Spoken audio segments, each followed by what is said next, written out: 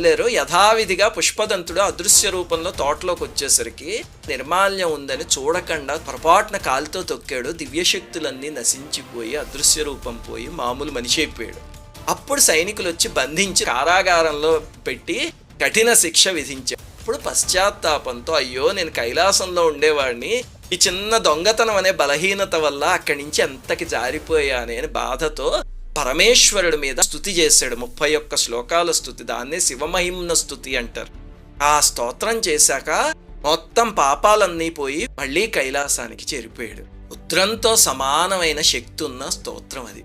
ఈ కథ నుంచి ఏం తెలుసుకోవాలి అంటే 2 విషయాలు. మొట్టమొదటిది, నిర్మాల్యాన్ని ఎప్పుడూ దాటకండి. ఇంకా రెండవది, దొంగతనంగా పువ్వులు కోసి తెచ్చి దేవుడికి ఎప్పుడు పెట్టకండి. ఎవరో పువ్వులు మనకొద్దు, మన ఇంట్లో ఉన్న ఒక్క పువ్వు చాలు.